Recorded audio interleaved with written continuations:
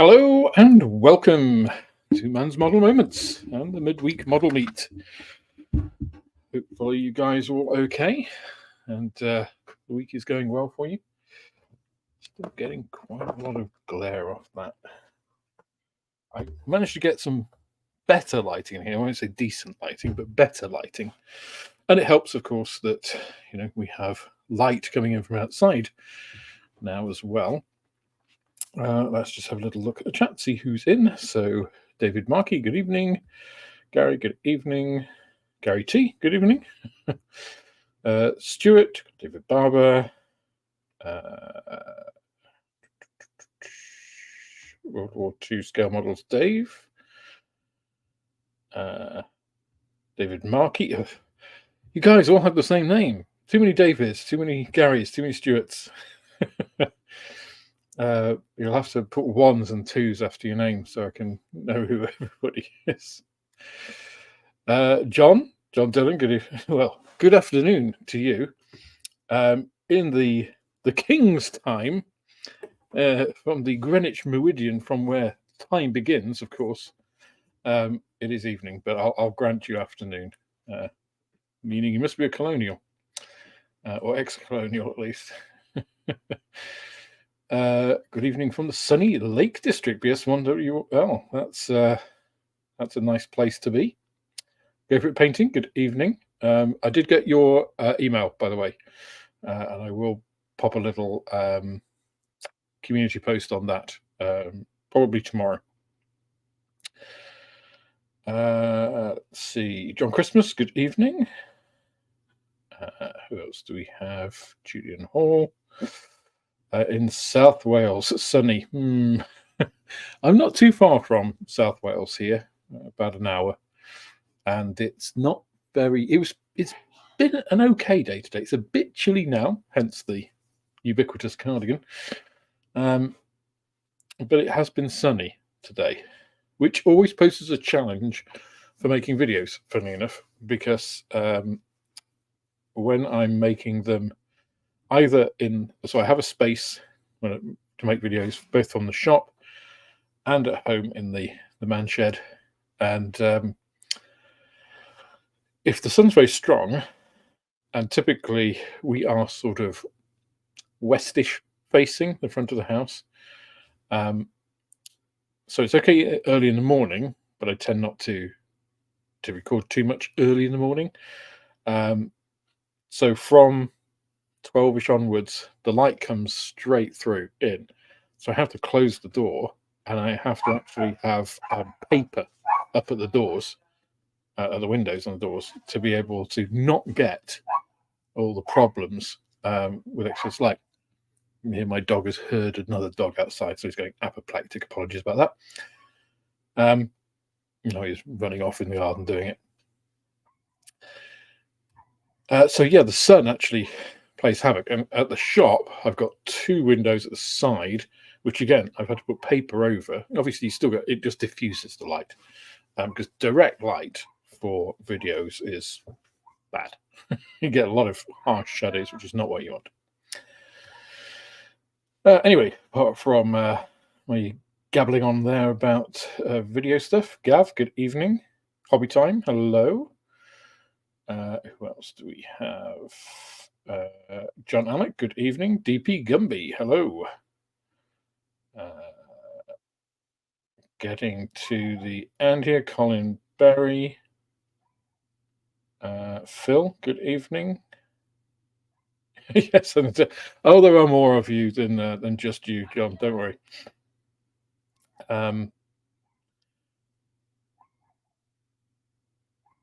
Gary T. I'm in Blackpool. Certainly not sunny. No. I've been to Blackpool a couple of times. Can't say I was that impressed, to be honest.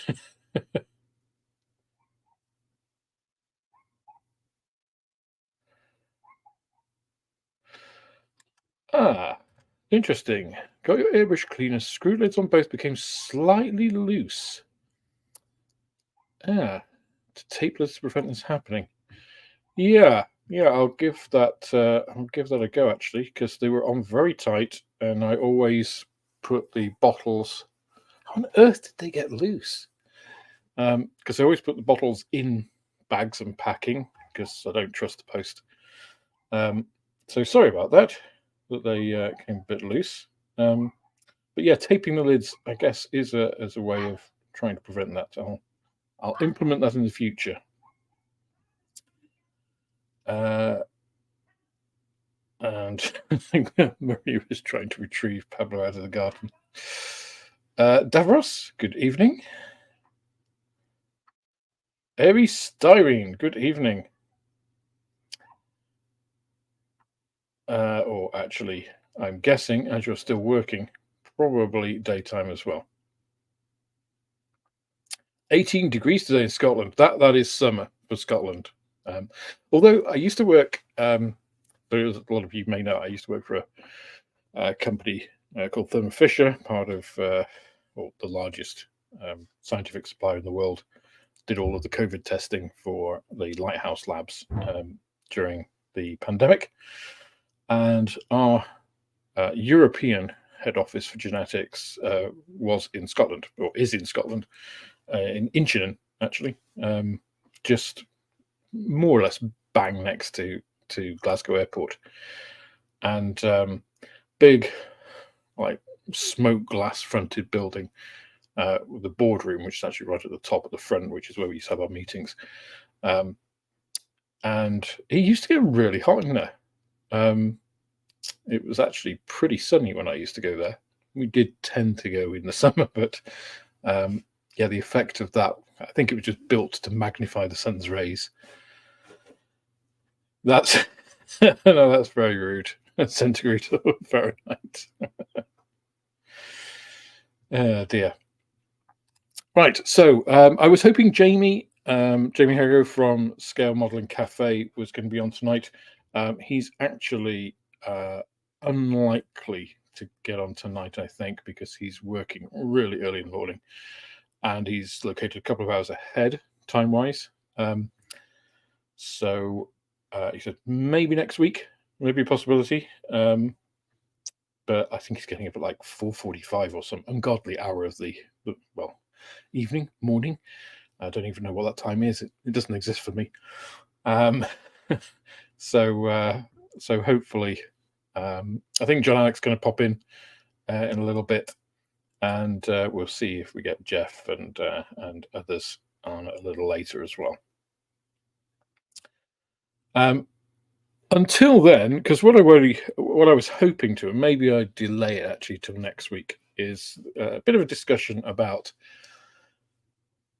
painting models for realism, like to try and make them look as close to the subject as possible, or putting your own spin on it, giving it basically, an artistic rendition. And I think I've talked about this on Airfix and Chill, about how Night Shift has kind of shifted away from his representation of realistic into something which is more his style. And you can see that in art, right? In hyperrealism, and then people move into their own style, whether it's impressionistic or whatever. Not that they're trying to lose the realism aspect, they're just trying to put more of themselves into that particular piece.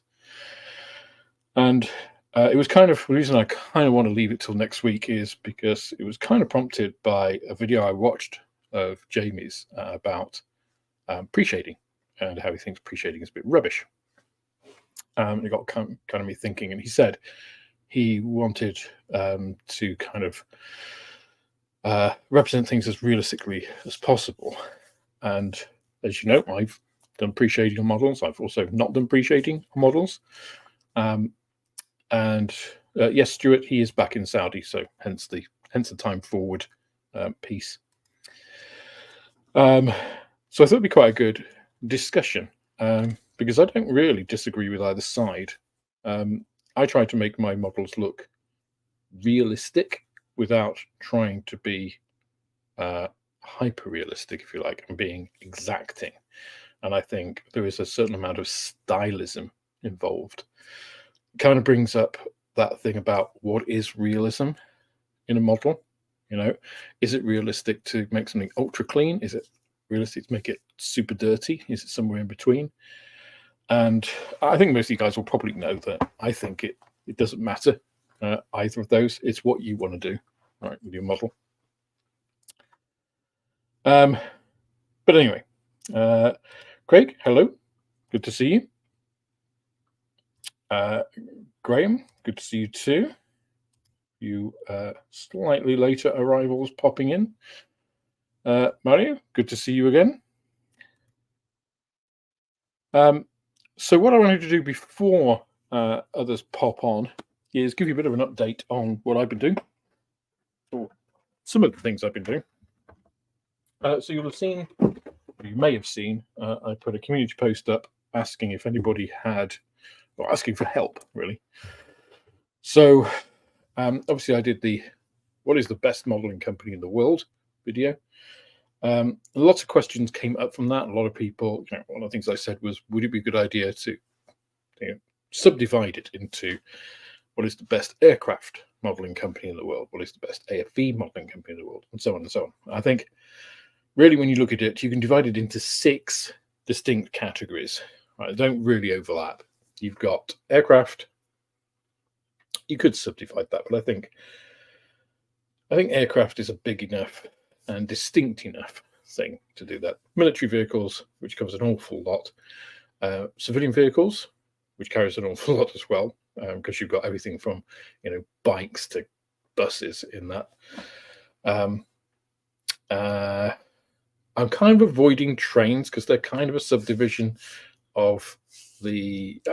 There's an entire hobby devoted to railway modeling, right? And there aren't very many scale modelers, pure scale modelers, who just do trains. So I think they're really a subdivision in terms of models of the civilian vehicles. So I kind of want to avoid kind of getting too deep into that. So civilian vehicles, you've got naval subjects, you have figures, and you have sci-fi and space. And I guess kind of other, you could kind of lump into that. So I've actually done the first, so doing rounds 1 to 3 for all these companies, getting 100 companies. So the way I approach these videos is, first of all, it's research, right? It's looking on Scalemates. It is filtering down by whatever criteria, and then getting 100 companies. That in itself actually isn't that easy because Scalemates doesn't list 100 companies. There's 2 ways you can list things on Scalemates. Actually, maybe I should do a video on Scalemates because navigating Scalemates is a bit of an art more than a science. It should just be pure science, but it's actually not that easy. It's a really useful site. I thank the modeling gods for Scalemates. I would structure it a little bit differently or give some extra pieces in there because there are some search criteria which are just not helpful at all. So I think one is, so in fact, let me just pull up Scalemates. Let's do a live thing. Seeing as we're streaming, why not? Why not take advantage of that, right? Let me share this screen with you. And I can tell you exactly, or show you exactly what I'm meaning.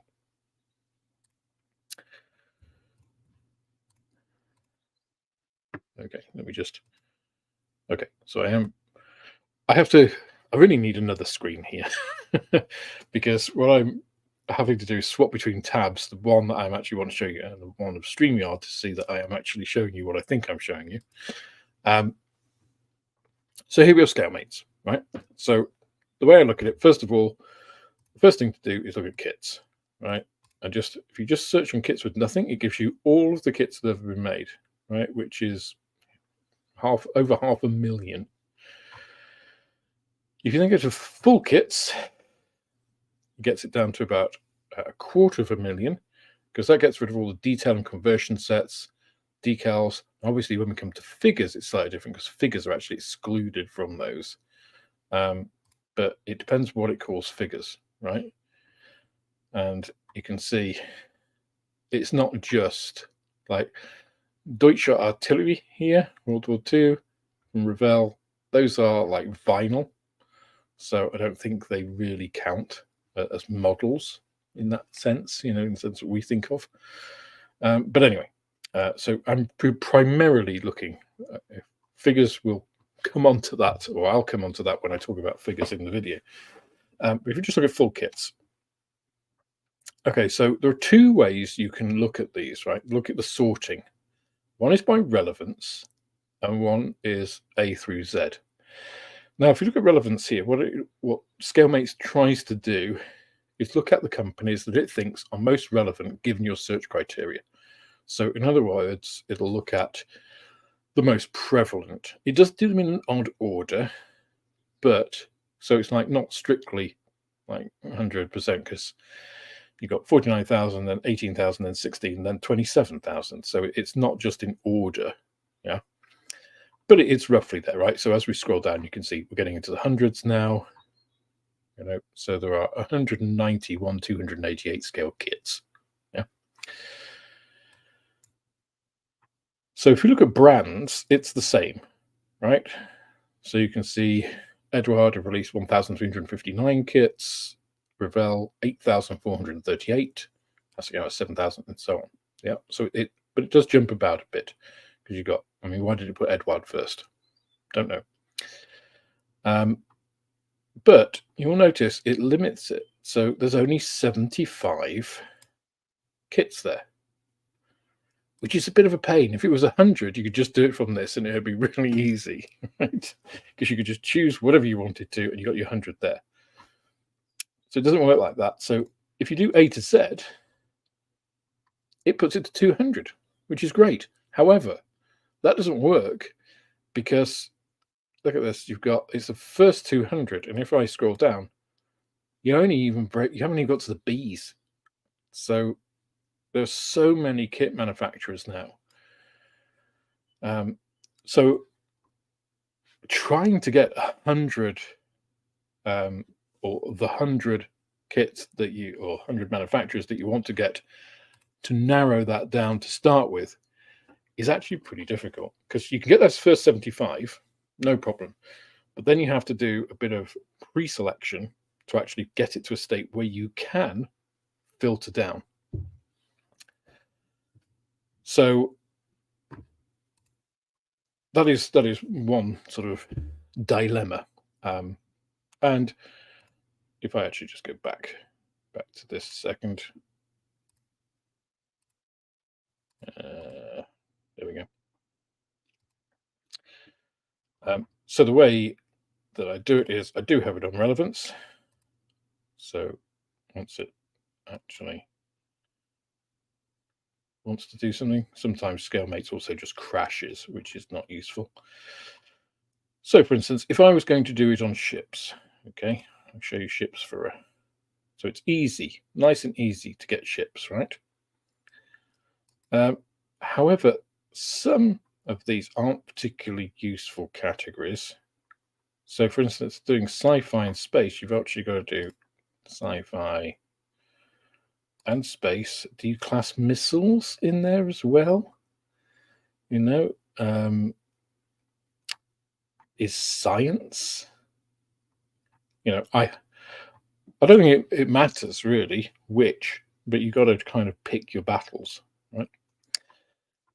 The other thing, just before I actually go on to show you the filtering, is the categories I want to talk about that I don't think are very useful.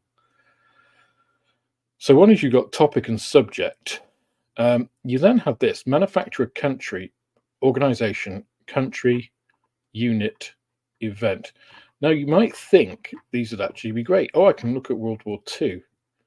But if you actually look at this a little bit more closely, there are a lot of World War IIs here. You know, this isn't done by any particular, I think it's just taken from, you know, kit manufacturer stuff rather than like somebody has decided, oh, it's going to be this. Because this is not actually a particularly useful selection of criteria, right?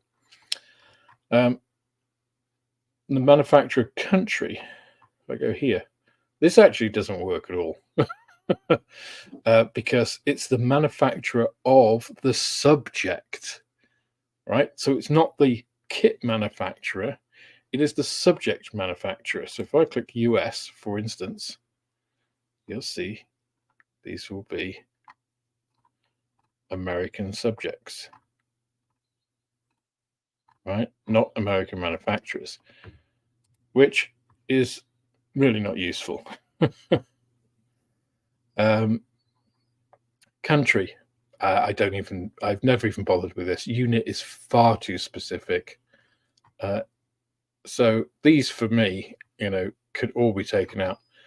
Pilot. I mean, for good God, it's like, so pilot, location, event, unit, country, organization, manufacturer, country could basically, to me, be taken out. What would be far more useful if it was kit manufacturer, country, and then maybe subject, maybe not country, but operator, and then just get rid of these other things.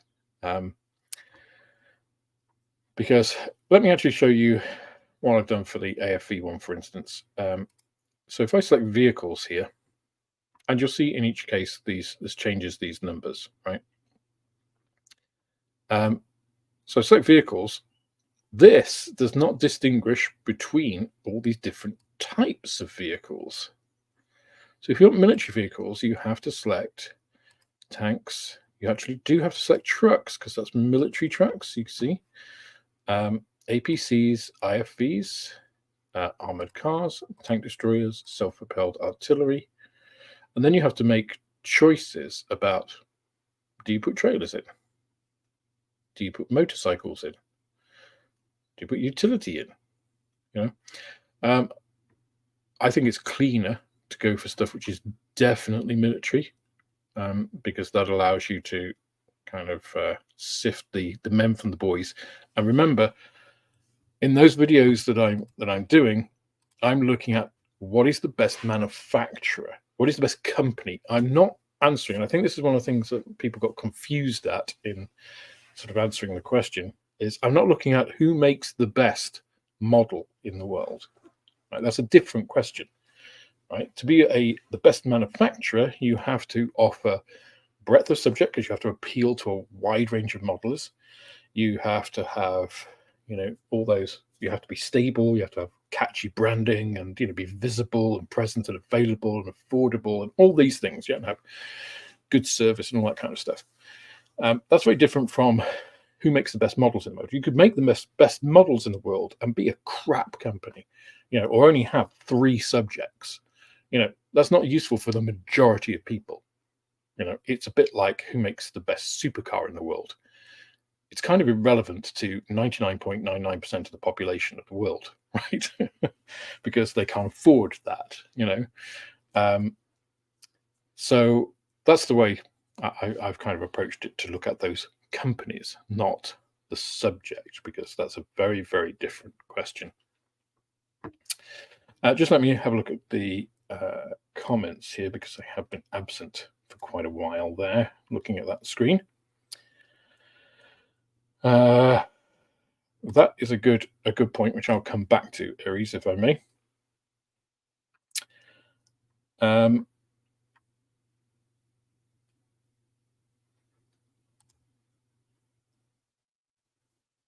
That's are you definitely using the channel?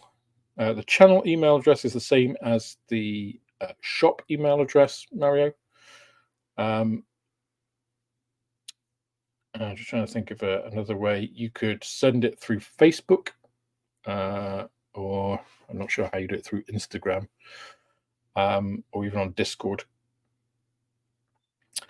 But yeah, if you can't get through on any of those, then let me know and we'll find another way. Because I kind of want it to be, I don't want that to be a barrier for people. I mean, some people have started models and said, could this still be okay? It's like, yeah, sure. I just don't think, the whole point of a group build is that you are actually building something. So I'm not going to sort of put up my Ghost of Kiev that I did last year. That's not the intent. It is that everybody does something. If you're already doing something, that's fine, right? That is absolutely true, though, Gary. Hannon's website is, I think, worse than Scalemates. But Hannon's website also doesn't offer you kind of what Scalemates does. So,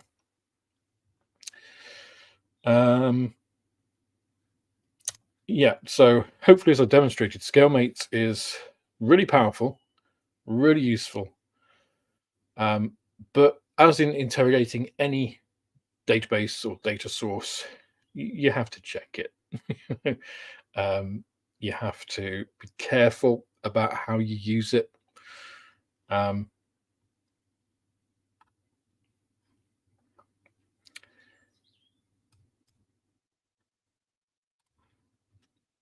Yeah, I agree. So it would be really useful if Scalemates had like period rather than event, you know. So the two big things, I may think of more as I go along this thread. One filter that I wish they had was medium. So what is the kit made of? Because a resin kit or an injection molded kit, is it photo etch? If you had that one filter, it would make the whole website so much easier. Because instantly you wouldn't even have to click that little thing about full kits right at the top, because if you're selecting by media, it would automatically exclude all, for instance, Edouard photo etch sets. Now, I appreciate for somebody to actually add this now, it would be a massive amount of work, but it would make it so much more user-friendly. So I think filtering, the ability to filter by that, and the ability to filter by, because you can, let me just go back again. I'm going to keep swapping. How do I make it? That one. There. Oh, there's a different layout. So let me just reset this. It is nice. It has these little resets, which is good. Let's see, what was I going to demonstrate here? Yeah, so one of the things that I usually look at, well, I have looked at, and I've been very vocal about it in all of this, is if I want to filter down to the 100, like to be the best company in the world, you have to be active, right? You have to be doing something. So it's no good, and I'm going to keep swapping about here, backwards and forwards, right? As I always do, because Jim has asked a really good question here, which has reminded me, right? How does a company like Hobby 2000 work? I'll come back to that, if I may, Jim. But Hobby 2000, as you'll have seen from that video I made, doesn't actually tool stuff. And I think to have a title of any sort of, accolade of a model company, you have to be making new tools. So one of the very first things I usually do is click that little on there, new tools, right? So that means, what have they actually made? What have they invested in to make a new kit? Not added bits to, not got somebody else's box. So let me just untick that a second, right? And let's select our good friends, Revell. Revell for vehicles, and let's just say for military vehicles, let's click all of those things we clicked before. Yeah, all of the tanks and IFVs and APCs and stuff. 671 kits they have made in various different scales over the years. Or at least 671 kits they have marketed. Now if we click new tool, that number drops to 99. That is a hell of a difference. So they have only made 99 military vehicle models themselves, right? That's what they've actually tooled themselves, 99 kits, as opposed to selling 671 kits. Okay. So going back to your question, Jim. So companies like Hobby 2000, companies like Revell as well. Now, Hobby 2000 do this exclusively. Revell obviously are a manufacturer. If your company, actually, like Hobby 2000, you're not a manufacturer, right? You're a company, you're a reseller. You're not investing yourself. You're selling other people's products. You're a retailer, effectively, a distributor. So usually it depends on the company. It depends on the circumstance. Some companies acquire toolings because toolings are made of stainless steel, so they last a long time. And when companies go bust or they can't afford it or they're found in someone's shed, companies can buy them and then they can send those off to be re-impressed and release a kit on that basis. I think for companies like Hobby 2000, obviously I don't have any insider information on them, so I'm guessing most of this. But if you look at how Revell works, Revell pay another manufacturer to box their kit for them. That's basically how it works. So the company, like ICM with Revell, for instance, will supply the plastic. They'll supply the kits. Revell will box them. They'll put their own decals and instructions in them, and then they'll sell them. And that's, so for a company like ICM, or any other, say a newer company, an up and coming company, it's great, right? Because they get a good injection of cash. Because a company like Revell or Hobby 2000 or whatever will say, we want, 5,000 kits of X subject, and then they'll buy that. That's I presume it will be a contractual arrangement. The company receives a big injection of cash. Revell gets a kit, which they can obviously make money on, so they'll get it at some wholesale price. Probably, I don't know, maybe 20%, 25% of retail, whatever it might be, whatever that figure. Again, pulling stuff out of my head here, but and then people will think it's theirs, right? Even though through Scalemates and just looking at the tooling, and usually it will have the original branding on the stuff, you can tell that it's not theirs. Or if they're slightly more honest, like Tamiya, for instance, when they rebox stuff, often will put the original manufacturer's name on there. Again, that helps because that gets branding out there, perhaps to a market that company isn't particularly prevalent in. So, it's win-win for the two companies because they're covering a subject that they don't have with somebody else's tooling in their colors, if you like, or being given access to a market that they don't normally have, or their distribution network. So Revell is a big company. It has a big range in the US. So it's easy to get. So it's market access is really what you're gaining from that arrangement. So for a company like Hobby 2000, look at the sort of molds they have. They're probably just giving not very much money to those companies to get those toolings or that plastic, packaging it themselves and selling it. So it works for both. They get cheap kits that they can make profit on, and the company gets injections of cash. So lots of different ways it can work. I don't have a problem with that, provided there's clarity, right? You want to know what you're getting at the end of the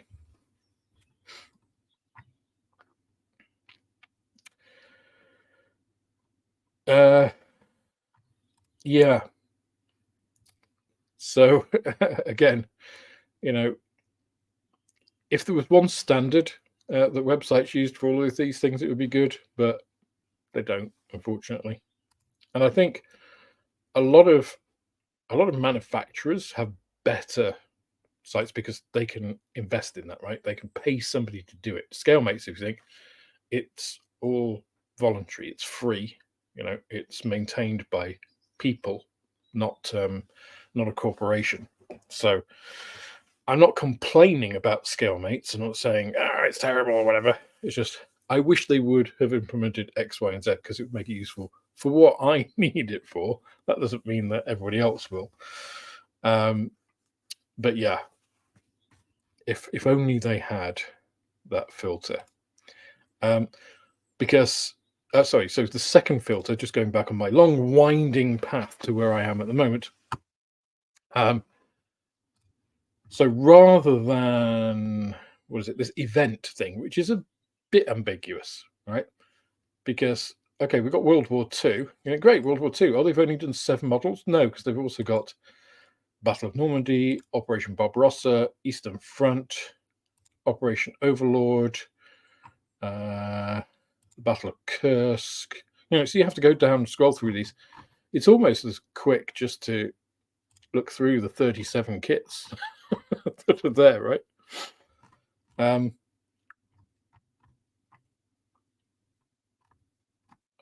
think I've messed up my filters now. I've definitely messed up my filters. Sometimes Scalemates does do that, but hey.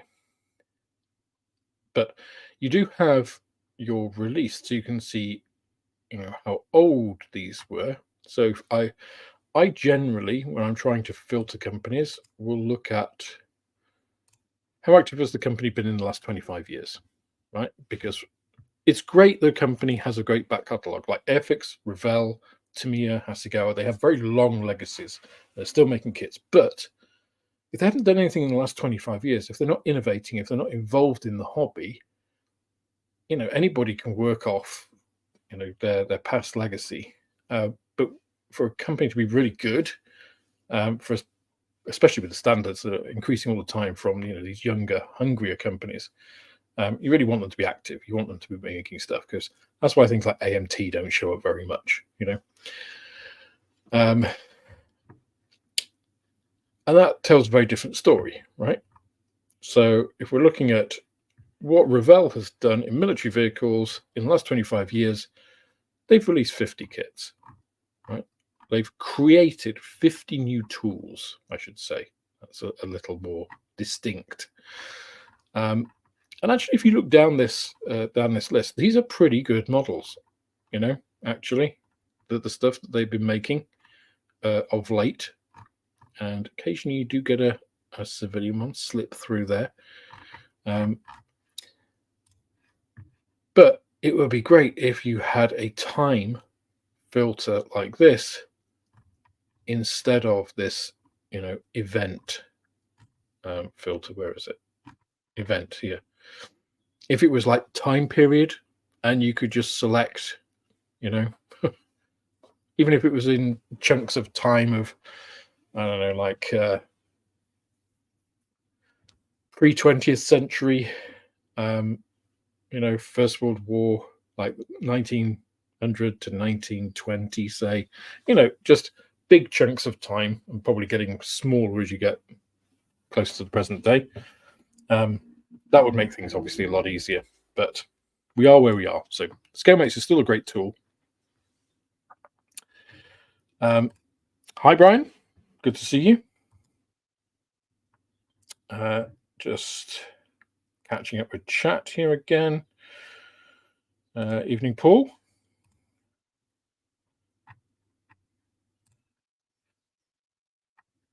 Watching from hospital bed. I hope you're okay, matey. But yeah, if you need your sleep, please do.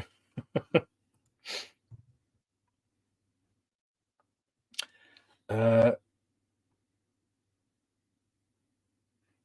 think I'm almost.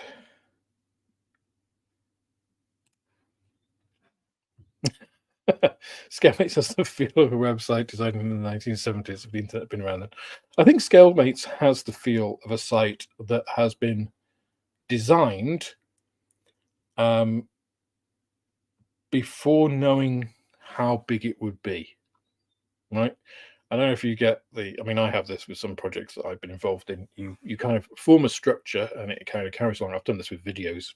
The what's the best model company in the world video kind of became like that. It started off as an idea, and the deeper I went into it and the broader it became, I realized that the structure that I'd set up, even just to analyze the thing, wasn't fit for purpose. So it does feel a little bit like that like they didn't realize how popular it would be, how big it would grow. And so, but you can't really change it now, right? If you made a change now to Scalemates, that would be a massive undertaking. So just to do those things that I've talked about, you'd have to go through, what did we say it was? Let's get back to here. You'd have to go through, well, no, not for full kits. You'd have to do everything, right? So you'd have to do close to 600,000 entries and add that. So whatever is behind this. So all the information on this kit, right,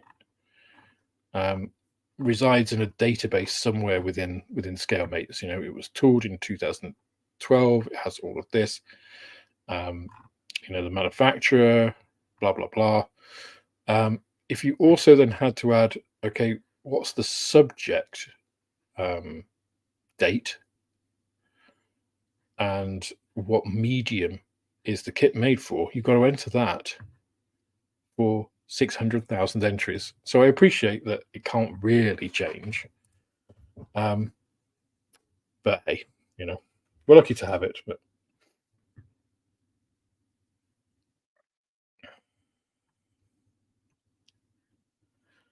oh my God, that sounds pretty bad. Take care, matey, and yeah, take it easy.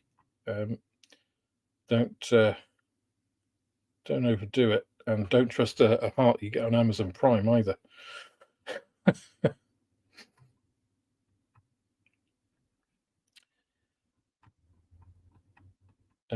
Just coming up.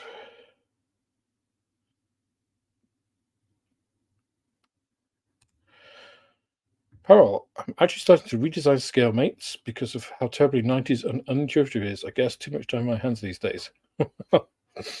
If you have any influence at all there, Parallel, then that would be fantastic.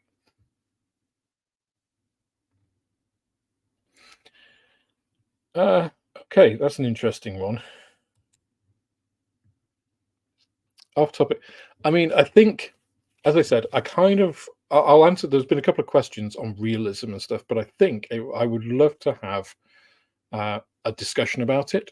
And I know Giant's going to pop on, but I'd love Jamie to be involved in that as well. Maybe Jeff can get involved, and Brian, you're welcome to come in and join as well. So I think that I'll take up next week. So don't think of anything off topic, guys, if you want to pitch in with anything. So I can tell you, I don't know about, full screen. I'll tell you what else should be a little bit more intuitive is StreamYard, but hey.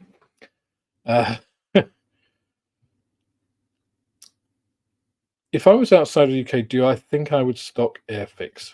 Do you know that really depends on who would be supplying me? Because if I think I'm outside of Japan, right? And I have different companies supply Japanese kits to me. I don't know what it's like to deal directly with Tamiya, for instance, because obviously they don't deal directly.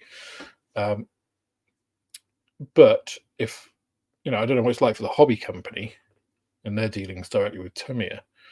My dealings with the hobby company are fantastic. So, maybe if I was outside of the UK and I'd have a distributor, a wholesaler, that was importing Airfix, who were good to deal with, maybe. Because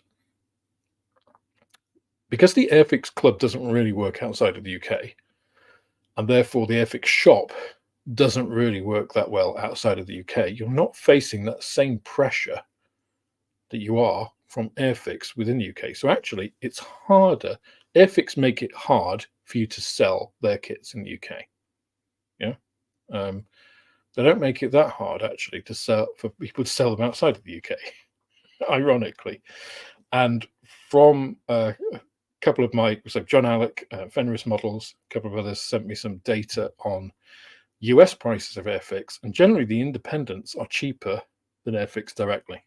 So that tells me kind of what I need to know there. But as John Alec is now with us, evening, Hi, sir. Alex. How you doing, my friend? I'm surviving just about. How are you? How did you get over the cold? It is a little better. So Oh, thanks good. for asking. Yeah, it's Good, warming good. up here. It's nice. So It's thanks for having trying me. here. So we're talking about Scalemates, huh? Or were? Well, yeah, I was just talking about. So the question Taggers had was, whether if outside of the UK I'd stock Airfix, and I was just saying actually, I'd probably be more likely to stock Airfix outside of the UK than in the UK. I am. So I'll tell everybody this now. I'm trying to minimize my Airfix stock, which is a shame, right? Actually, For I've just understandable reasons. yeah, and they're all commercial, right?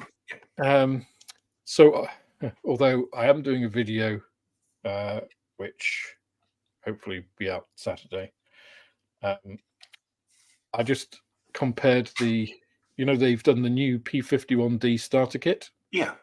Yeah. So the question I have, my thumbnail will just have the single word question: why?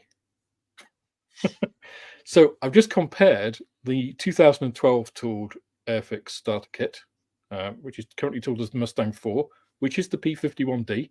It's identical. Well, apart from the markings, obviously. With the new P51D starter kit. And why did they do that? I mean, it's if anybody can answer it, the main difference is that the new kit comes with a shadow stand and has less options. Well, it has no options. So to me, it's sort of a backward step. It's more of a beginner starter. I wouldn't even call it starter. I call it beginner set, rather than the current one, which is a starter set. Detail wise, they're identical. Slightly in favor of the older kit, because it has slightly more options. I don't have any problem with them refreshing toolings or redesigning something for a new market or whatever. But what I'm also thinking is they spent time and money doing that when they could have been doing something else. Why not a P47? They don't have a modern P47. Why not a whatever? Insert your chosen World War II fighter of choice here. That's money they spent that they haven't done something different. Why do something they only tooled 12 years ago? I don't get it. And then you got the Liberator, which is great, but has some manufacturing defaults, from QC, the old Airfix bugbear again. So I feel they're, commercially dreadful at the moment. And from a manufacturing point of view, I feel this seems a bit of a fallow year to me, more so than other years of late. But And anyway. there's that Hobby Boss P51D, which is in 1/48th, which you very kindly sent me, and which I built up, and that was a wonderful kit. And if anything, is a fabulous sort of starter kit, right? I mean, it's really that's a bare bones kit, but it went together extremely well. It's inexpensive, plus it's 1/48th, as a P51D. And actually, not much more. It's like a couple of pounds more, I think. Then the new. How much is the new Airfix, the 1/72nd? Exactly the same as the old one. So it's $11.99 RRP. UK. So yeah, what, about 14 bucks? Yeah. RRP. Point 0.77 is the exchange rate. I know, because I was just looking. Yeah, so it's about 3/4. Yeah. So yeah, I'm not sure what's happening at Airfix at the moment. It all seems a bit muddled, but anyhow, just going down to the comments.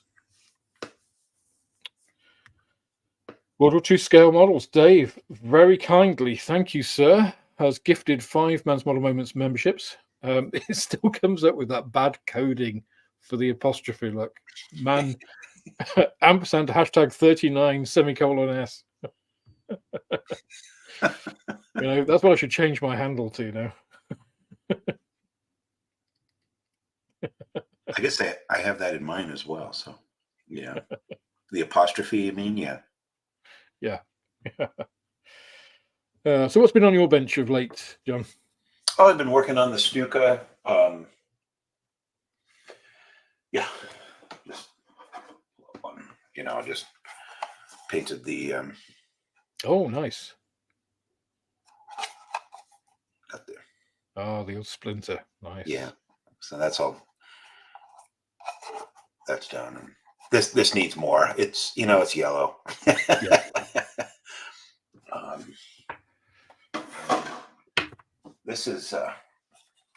This is all done in the dark green, and I need to do the splinter in the black green. So it's all messed up. Ready to So go. you getting through plenty of paint there? Oh my gosh, it's crazy how much paint this thing has taken. Yeah, it's nuts. So yeah, that's about it. I did a bunch of modeling on Sunday, but haven't. No, I've been really busy with work and just medical appointments and stuff, and I haven't touched anything Monday, Tuesday, or today. So yeah. I must admit, I've been having a real struggle with motivation, because I'm kind of at the end of a lot of projects, and all I can look at is the new stuff that I want to do. It's just like, but I have to go through these little. It's like okay, so I've got this is the ICM Beaufort, 48 scale Beaufort in South African colours. And the way I did it, I've still got to do a little bit of spraying for the around the lights, and then I've got to put the bits together, the assemblies. And I can't. I really want to take all of this. I bought a mask set, an Edward mask set for the transparencies, and I really want to take them off, but I can't do that until I've done the varnish and stuff. And then I've got this is that 1/12 scale Lotus. Ooh, that's looking shiny. Yeah, so I put the first top coats on. So I need to sand these with like a 4000 and then polish. And the thing is, the way this kit works is I've got to do that with all of this, right? Yeah. Now that they got the decals on. And this piece, I've had to paint this guy, Jim Clark, without his head, because he goes in here and you can't put him in with this on. Oh, so, I gotcha. It's such a pain. And when he goes in, it also has to have the front steering assembly on. So it's like all these pieces have to be finished to get together, and I have to just be really careful when I join it up that I don't screw it up. Right, with the glue and stuff. Yeah, and then I can do his head. His head I can attach afterwards and put that in. That's not a problem. And then the whole rear like engine assembly then goes on it. It's just such a pain. You think of all those fiddly bits that you got to go through, and you just think, or I could start the new ICM Marauder. It's like, no, Alex, no, you can't. You can't do that. You got to wait. See, I usually succumb to that temptation. I know exactly what you're talking about. Exactly. Well, I usually do, and that's one of the reasons that I have the channel is that I can't do that. And it's like, well, also the licensor commission, so I can't do that.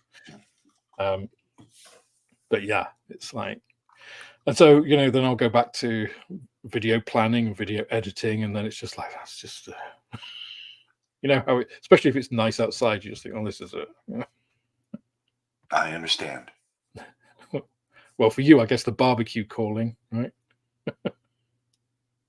Yeah, and that was Sunday. I got a lot of modeling done Sunday, and that was my barbecue day. So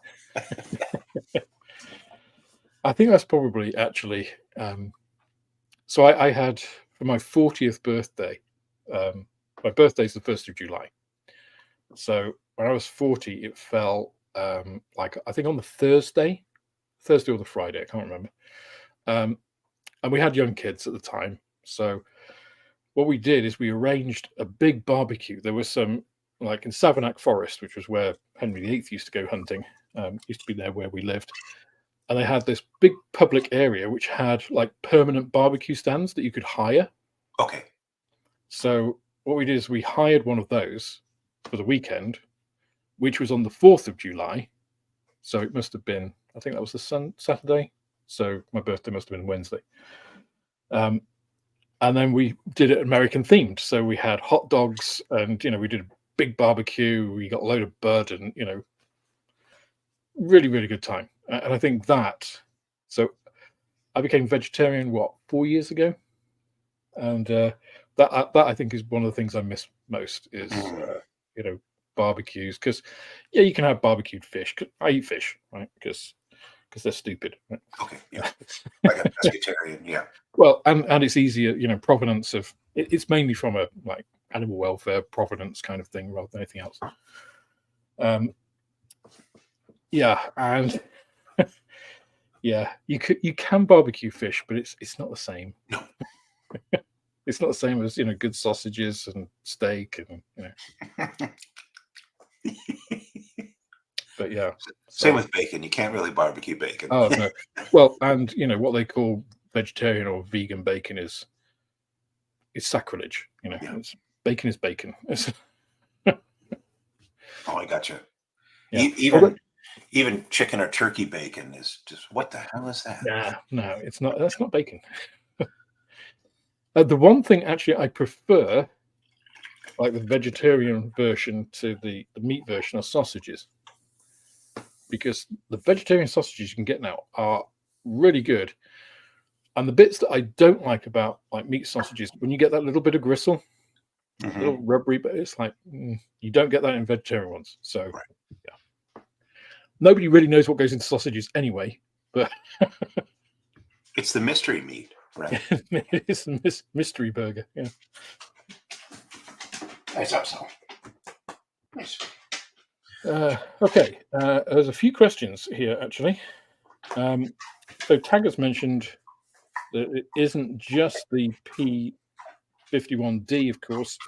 Airfix are also releasing another BF109. I think though the 109 isn't an F they're releasing. I don't think they, or is it an E? I think it might actually be another E. I don't remember. Not sure. No, I think the 109 is an F, which they haven't done. So at least it's a different body shape, But again, it's another 109. It's another P51. They are hardly underrepresented kits, which I kind of get for D-Day, if they're kind of doing that for the theme and stuff. But right. But yeah, why not the P47? Yeah.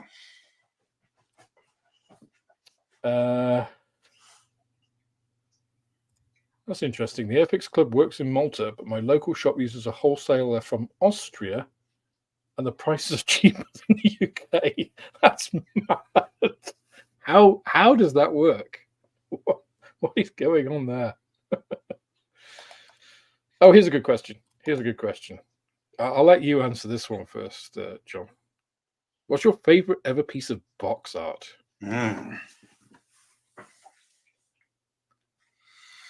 That's quite a difficult question, actually.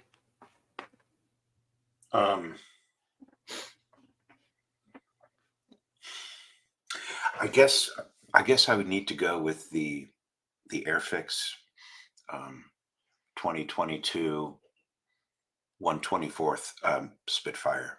The box art on that was fantastic, and they even send you like a poster, Yeah. and just absolutely beautiful. Yeah, that'd probably be my favorite. I'm trying to think. You know, it's quite difficult, I think, for me to. You kind of got different periods of, there's the box art from when I was a kid, which I think is kind Excuse me. of, in one sense, better than some of the stuff we see today because it was so evocative.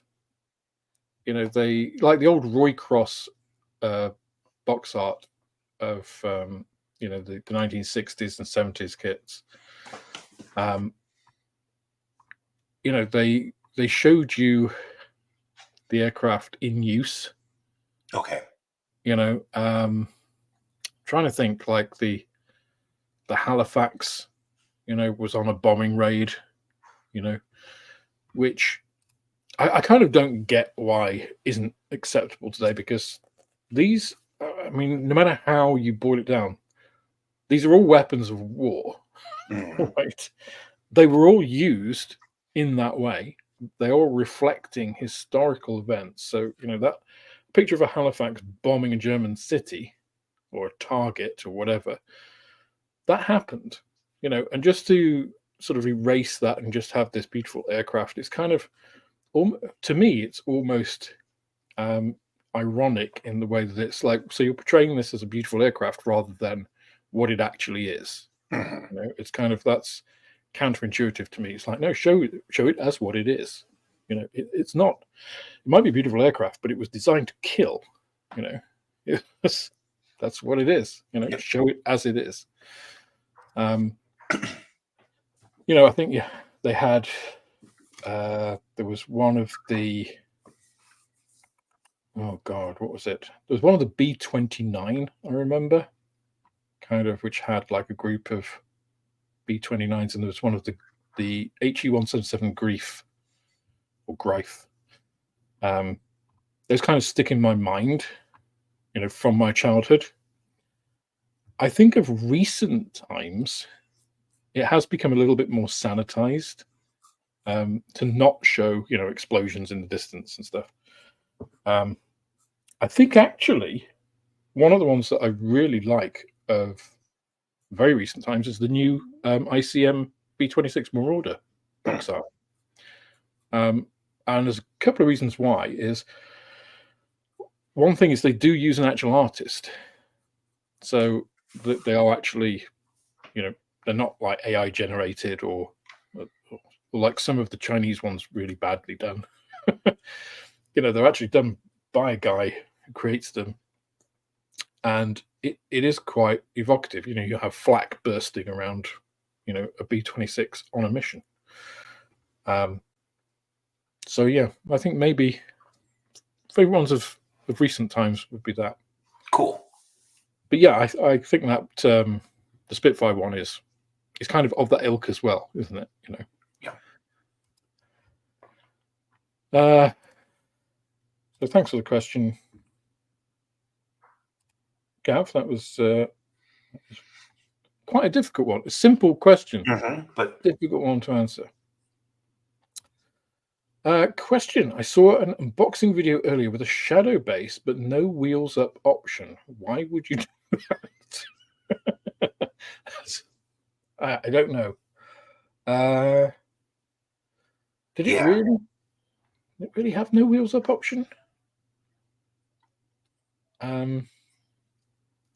Yeah, if it's a true starter kit, you can't go the way of, well, you can fiddle with it and try to make it a wheels up kit. If you're an absolute beginner and it's a starter kit, it's you're going to build it as it is, in the instructions in the box, right? So if there's not an option for wheels up, yeah, I don't know. That's a good question. Yeah. You see, I don't get the. Well, again, it goes back to that P51D.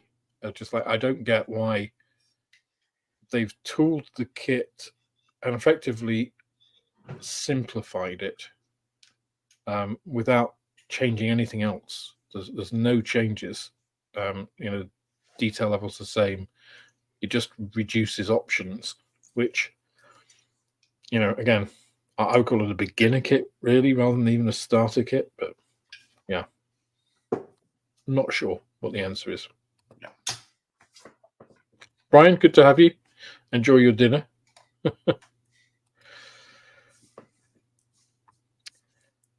Yeah, he works crazy hours. I know. I'd love for him to come on and talk about some of his cars and stuff because because I started that Corvair. Oh boy, it's shocking. It's terrible. It is horrible. As a oh my god, how things have changed. So on initial inspection, it looks fine. It looks good. Actually, quite nice detail on the outside, engraving and stuff. But the devil's in the detail, as they say. The fit is okay, but there's just no detail on the inside. It's just like the engine piece, which actually interestingly has E-die molded on it from the original manufacturer. So it's just like, oh man, yeah, that's fun. which is cool. You can't see it, but it's just like, and it has the option to hinge the. Well, actually, not an option. I'm going to glue it, but you can. It's just made so that it puts in so you can open the back. But all you would see is this piece of plastic just sitting on two tabs. There's no sides or like anything. There's just nothing at all. So, and I actually looked at the body shell and there were some sink marks on top. And I'm just like, oh no, this is going to be quite a bit more work than I anticipated. So I was hoping to get some tricks off Brian. What is the best way to make this look good? Because I want to do it silver like the original Monza was, and now I'm thinking.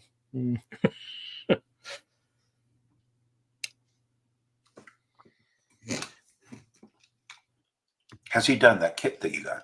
Is that? Sorry. Has he done that kit that you got? No, I was just hoping for some general tips on kind of car building because it's a bit of a foreign country to me. I mean, this Tamiya kit, which is of a similar age, and it's old, but it's still a Tamiya kit. And whilst it might not be current day Tamiya, it's still streets. I was cursing some bits of this. Now I've seen the Monza. The Corvette ones, I'm just like, no, actually, this is fine.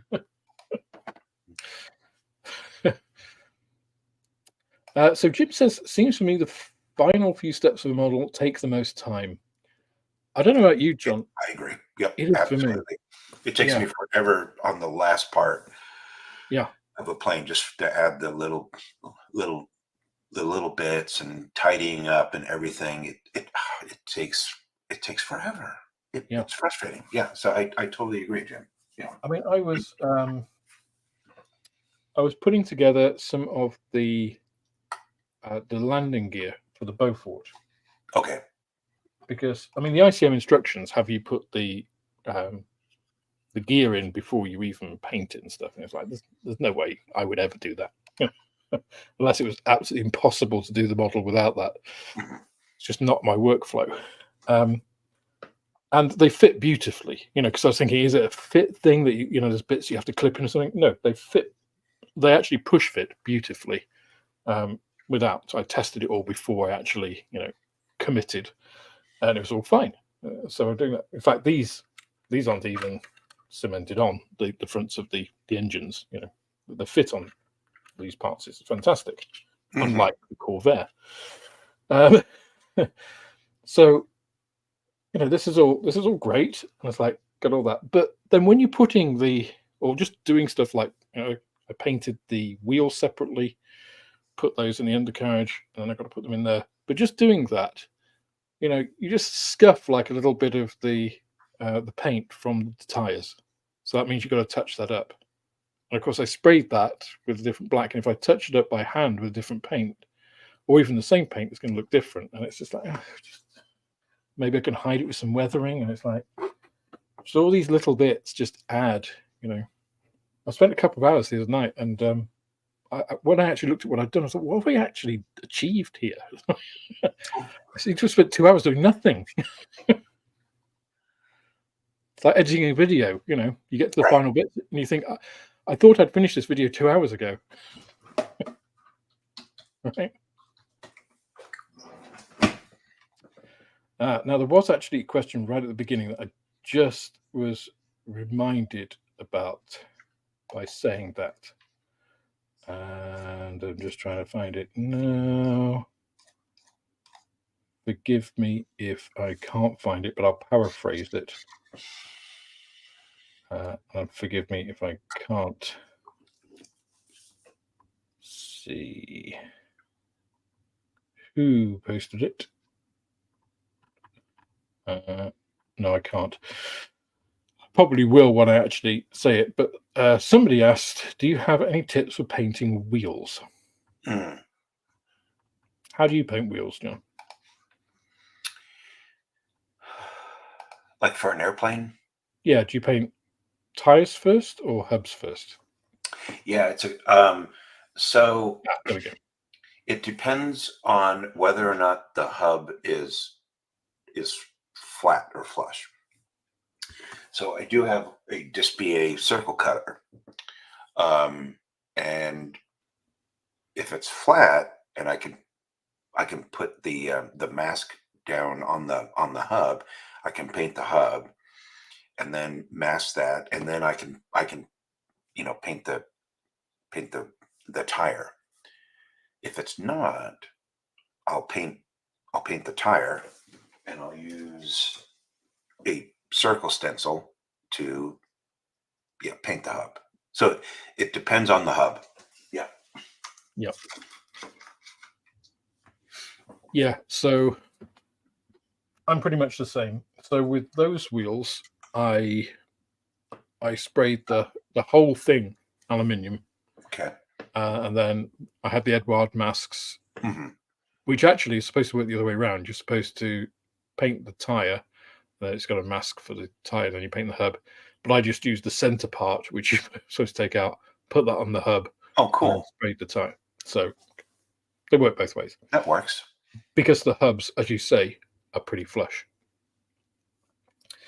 I do get where Gary's coming from, though, because I've done this many times. It's like if your mask isn't on correctly, or if you're doing it by hand, it's so easy to, or like you get some creep under if you're airbrushing, to like get one on the other. If you're finding it difficult doing that, there's a couple of tricks that I've done in the past. One is you start with the tires and then do the hubs, but don't do the hubs all the way to the rubber, because that's less likely to be seen. Right. Right. The other thing is, if you do get a little bit over, I'll always put a wash on afterwards. Do like a heavy black wash, and it'll cover it up. Yep. So it's all smoke and mirrors. That's really true. That's true. So weathering hides a whole world of imperfections. Yeah, so especially on tank wheels. Yeah. So, oh God, yeah. Absolutely. To me, a black panel liner it'll cover that up, no problem. You can even put like a couple coats on, and it's in done. fact, I don't even try on, like if I'm doing the rubber on a Panzer wheel or something, I won't try to paint up to the rim because I know I'm more likely to get that on the actual hub. So I'll paint close to, and then I know that the wash will actually occupy that anyway. That's smart. And then I'm going to weather it over that. So yeah. But you just got to think about which is going to look worse. Is silver on, or whatever color on your tire going to look worse than black on your wheel? And it that depends, right, on what sort of modeling you're doing Right. and how easily you can touch it up. So Good yeah, questions. Good questions. they are great questions. Okay, now I have to find the place where I was before.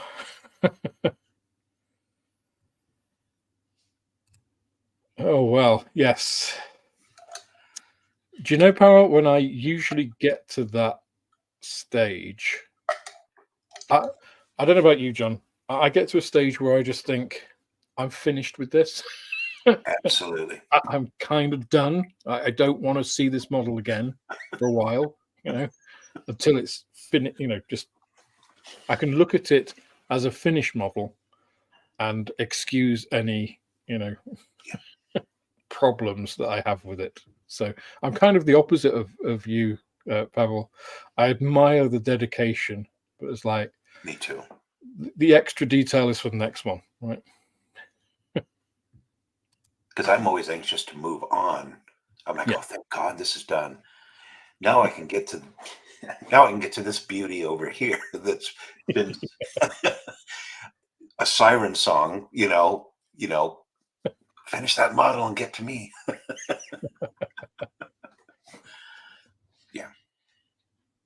Oh, so I presume, Craig, that you are referring to the barbecue spots in Savanac. That's good. It's a very beautiful, beautiful place, and yeah, the big area that you can have the barbecues. You have to book them, but they're free. That you just have to book them. Right. And yeah, we did that because everybody had, most of my friends were similar age, made through school, from my kids' schools. So we all had kids about the same age. Mm. So the idea was that all the parents could come with their kids, whoever was driving, the nominated designated driver, Sure. would be, on the apple juice or whatever, looking after the kids, whereas the other one could have a few drinks. And Nice. we had it during the day so that the kids could play, they could wear themselves out, see all their friends. We could have that, and the people who could drink would drink, and I certainly did. I ended up wearing an American flag as a cape, so it was a good time.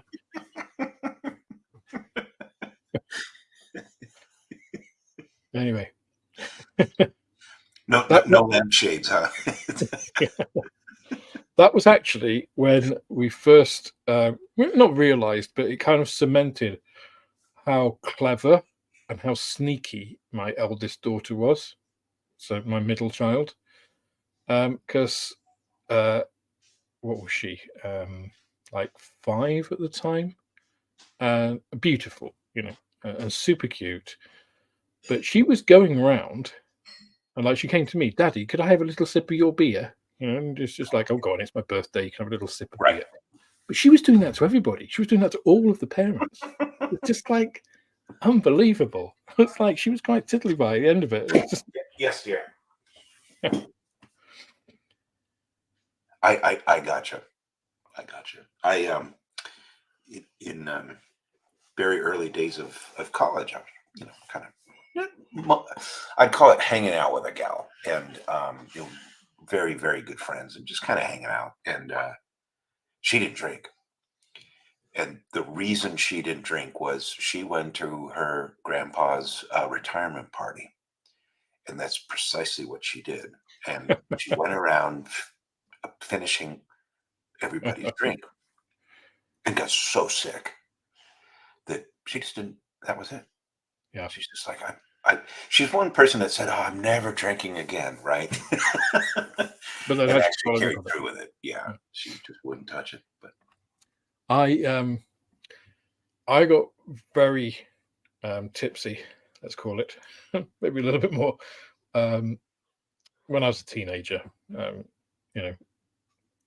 Below legal drinking age in the UK, certainly below in the US, but on Guinness.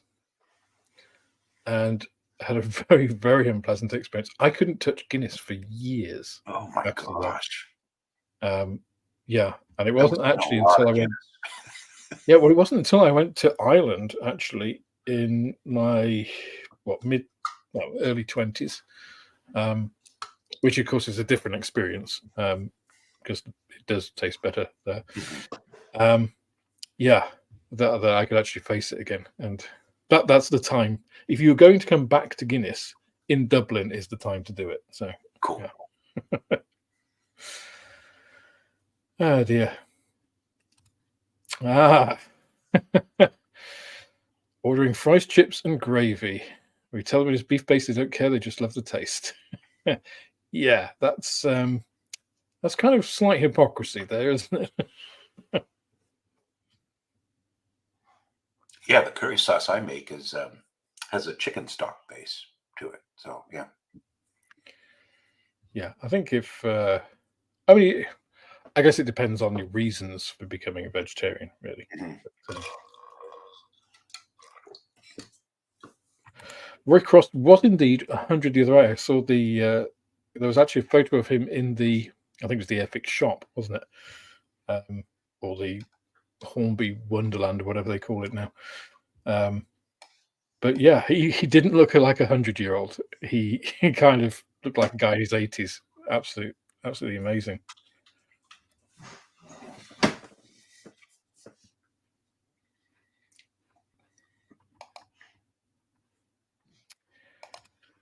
'60s era Tamiya box art is very eye-catching. Depends what subject you're thinking of, because I find Tamiya box art is a bit dull.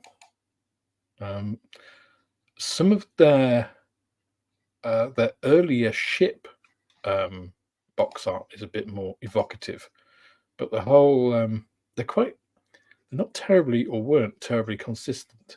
There's a lot of AFBs on white backgrounds, Okay. very Japanese. Yes, Graham, that Airfix Lancaster with a burning engine was very iconic.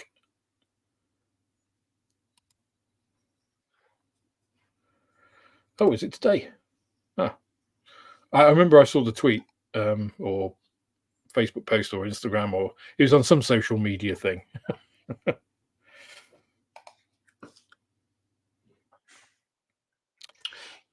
Some of the border models, yeah. So again, I've just been looking at this because I have, as I said, just been doing the AFV.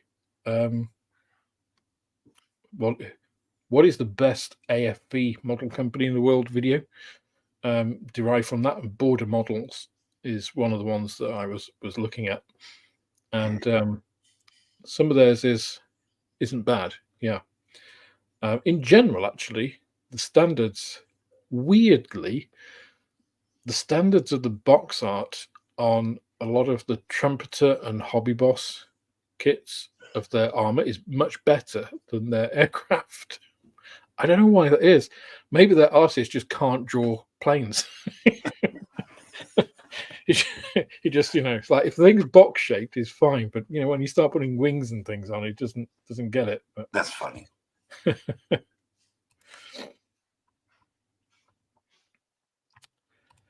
No, I think that is actually a good point. The old Matchbox box art was pretty good. They generally had pretty exciting.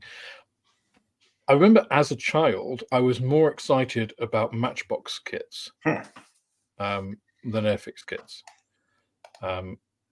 Primarily, I think because they were they were multicolored, right? So they had like 2 or 3 colored sprues in the box, and then the box art usually was quite cool as well. So yeah, that is a good shout.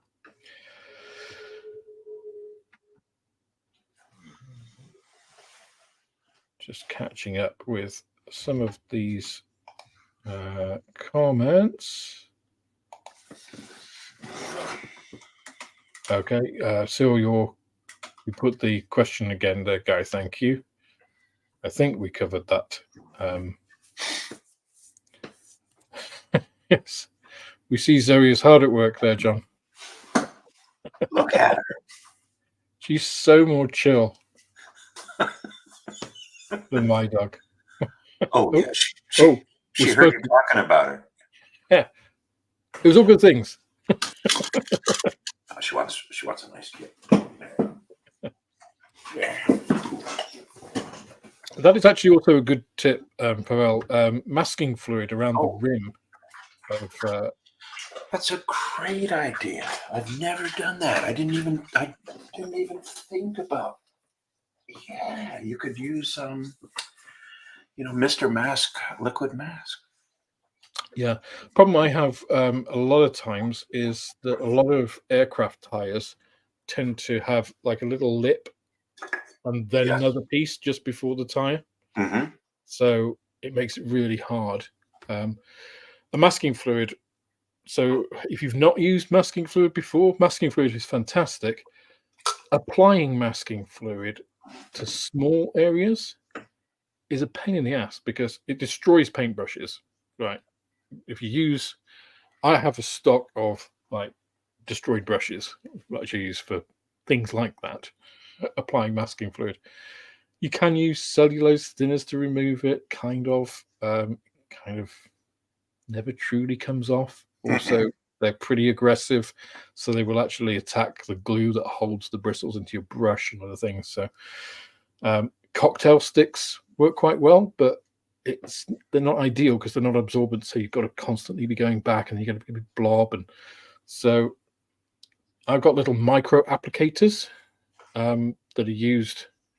I don't know what they're used for actually. I sell them in the shop, and I use them as well. They're like a little. I've got one here. Don't think so. You'll see me use them on videos, I'm sure. They're like a little blue plastic stick. They taper in, and then they got a little blob on the end, which has like I'll describe it technically, a furry bit. And they're super cheap, so you buy a load of them. And you can actually pull that furry bit off as well. And then you've got like a little blob. So I use them for all sorts of things like super glue and masking fluid and, even little bits of paint sometimes and stuff. But it is a pain. Do you have any particular ways that you put masking fluid on, John? Yeah, so I have some old brushes, and I have one that I use, and you're absolutely right. Once you use some the masking here. So this is what I use. It's Mr. Hobby, it's Mr. Masking Salt. And this is it's water soluble. So what I try to do is after I use it, I immediately will try to wash it out with some water. But the brush has become really stiff, and I found that that's good. However, I find the surface of what you're trying to put the mask on. So let's say completely untreated clear plastic, especially if it's unwashed clear plastic, it beads. So this'll it forms, it'll scallop right along the edge. So you can't get a really nice clean edge because it scallops due to some hydrophobicity, right? Yeah. And then, gosh, I don't think I've ever tried to use like wire or a toothpick or something like that. I just use kind of a brush that I always use. And then I find that if it's on an angle too, when I apply masking fluid, I like it to be flat because otherwise, it will pull down. Yeah. And it'll be so thin at the top that it becomes ineffective. Yeah. Yeah. And then you need another coat, and then you got to kind of re-angle it. So, yeah, masking fluid is great stuff, but it's one of those great things that has huge drawbacks that you just accept because it's great stuff. It's like if you're using, so say you're using a little brush or that little applicator I was talking about, or a cocktail stick, and you're putting it on small amounts. The problem is, because they're all latex based, effectively it's latex in various different forms. And depending on the formulation, how it dries and stuff. But what you'll find is you're putting it down, it starts to skin up fairly quickly, relatively quick. I'm not talking immediately, but it can be, if you're applying it in very thin coats, which of course, when you're putting small amounts on, it will tend to do more. It'll dry, and then it will stick preferentially to what you're trying to put it on with. And then you end up pulling off pieces of the masking because it forms these strings. And it's just like, it's so frustrating. It does that. It's just like, so then you want to put more on, and then you put a big blob on, and it goes where you don't want it, and you've got to wipe it off. And it's like, damn it. I also had the worst disaster I ever had with a canopy with liquid masking. Is that I just masked it with liquid masking, nothing else. Okay. And then I sprayed it, but I used a nitrocellulose-based rattle can. And it went straight through the liquid masking. Oh. And just formed this gloopy mess that just destroyed the surface of the canopy. Oh, no. Yeah. So it kind of all peeled off, and I just sanded the canopy, and I just had to polish it back to with transparency. Some polishing compound or something. Or yeah, it was just it's just like, when you just think this should just peel off, and it was just like, why isn't this peeling off? It's just like I had to hack it off. It was like, oh no, that's not good. So just be careful about what you're using it with. So since that day, I have never used just liquid masking on transparencies. I'll always put tape on, even in little sections, and then put the liquid mask over that just to fill in the gaps. Because I know that if there's any reaction at all with any of the solvent, then the tape will protect the canopy. Yeah, but anywho, any tips on renewing the Mojo? A bit of something about. I think it's the time of year. A few people have said this, and I was feeling it a little bit myself early in the week. John's not had a chance to do anything. For me, just stop what you're doing, if you're doing anything, and just do something completely different, something trivial, something frivolous. I always find like a Star Wars model or like a Games Workshop model, like something that doesn't require, there's no historical reference. You can just do what you want with it, and have some fun with it. It's completely different from what you're doing. It's not too complex. So those little Star Wars models from Revell, like £7. There's a Snowspeeder, Millennium Falcon, there's an X-Wing, TIE Fighter, Darth Vader's TIE Fighter, and Star Destroyer.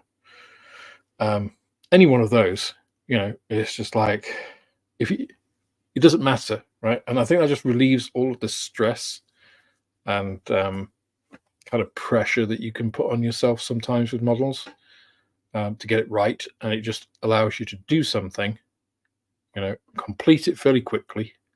Because I think a lot of it is about getting quick wins, like easy wins in modeling. I think that applies to a big project as well, right? If you've got a massive project, don't think about like the huge project and how far you got to go. Think about each little step and look for those little wins within your journey of the project. But yeah, I would just try changing genre.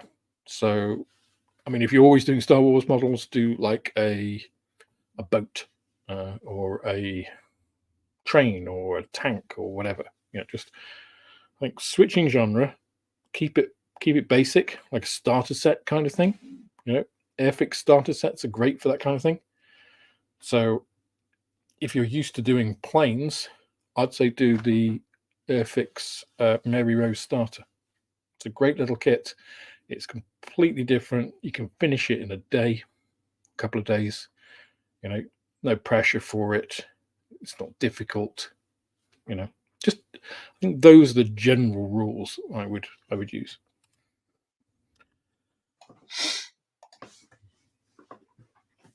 How about you, John? How do you what would you suggest for getting a Mojo back?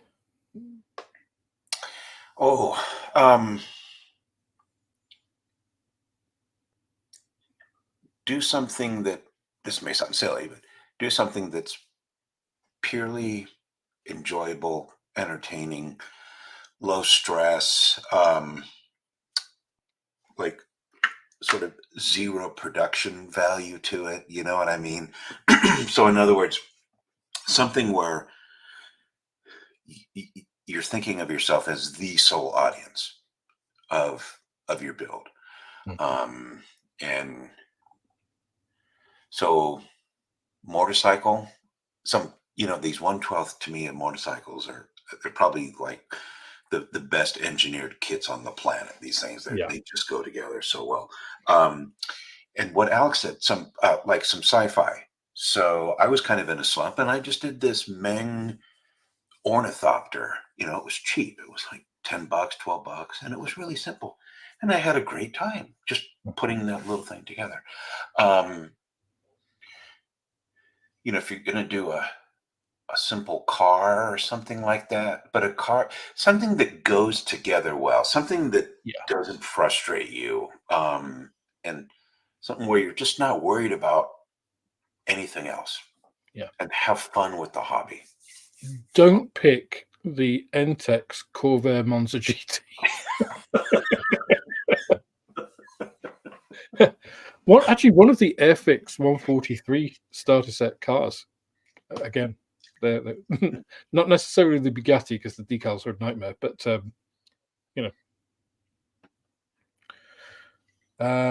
there's one here that I wanted to pick up. So yeah, hope that helps. Oh yes. So Robert, you will get the opposite ends of the spectrum in terms of not advice, but what we do. So John, you've already answered, but just for the benefit of those who didn't read the comment. Yes, I do. It's just a habit. It's an old habit. I know these new kits, where they say, well, they're really clean and there's no release agent. I'm an outsider, but just thinking about it, I don't know how that's just possible to have plastic come out that doesn't have some sort of release agent, especially older. So the older the kit is, or the older the tooling is, absolutely. It just takes a few minutes. I just like clean plastic. It's just the way I am. And so I just get, the sink, and I have one sink that it's just a little bit of just some warm water, not hot, just warm, and some just basic detergent, washing soap, whatever. And you can just kind of dunk it. You don't have to, big surfaces, maybe you can gently rub your fingers on them or whatever, just clean them. Just the dunking action, I think, helps. And then I just move them into the other sink and rinse them off. They dry off and they're done. And I just don't have to worry about that as a confounding factor, right? Yeah. And on the flip side, Robert, I never do.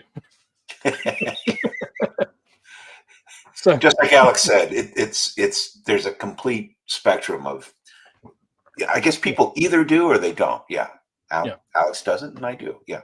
Now, I will caveat my response in that I do use some common sense, right? So, and you'll have seen this if you saw my not the Hasegawa, the what is the best F-35 model video? The Hasegawa kit in that, I show you, it had visible release. It was literally slimy. You could put your finger on it and wipe the. I washed that, and even washing it, I wasn't convinced that it all came off. It's just like it was coated in oil. It was like somebody had just, put some olive oil and just wiped it like they were going to cook it. It was crazy. Unbelievable. I mean, astonishing. So I don't wash my kits. I do use primer almost, well, I think on every kit, all lacquer-based paints, which effectively are a primer, right? So if you think about what is happening with that, it's a bit like do you scrape or protect your seams before putting plastic glue on? I do, but I also have had occasions where I don't. And guess what? It doesn't make too much of a difference. The difference is because the glue will burn through that paint, right? In the same way the primer will burn through any mold release agent. But as John said, it removes that possibility, right? I'm too lazy to do it. It's just, to me, it's an extra step because I've got to wash the kit. Then I've got to, it has to dry. And I've introduced then another factor, have I put too much detergent, which is actually going to be detrimental because that can work against you, I'd rather just leave it. And I know some people wipe their kit with isopropyl alcohol, which is, again, all you're doing is trying to remove that mold release agent. A lot of modern plastics have the mold release agent effectively embedded in the plastic, so it's part of, so it's like a heat activated agent, effectively make part of the matrix, so that when it's hot, it is less tacky, if you like, than when it's in its solid form. So you pay your money and you take your choice. If you wash your kit, and then the way to be absolutely sure, right, is you wash your kit in mild detergent, you wipe it down with isopropyl alcohol before you paint it, and you use a primer. And if you get problems after that, it's just destined to be.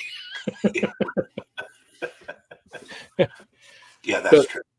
You can eliminate those, you can eliminate the mold release agent as being a factor in any problems that happen. So if you get to a problem happening, it's not because of that, because that's not there.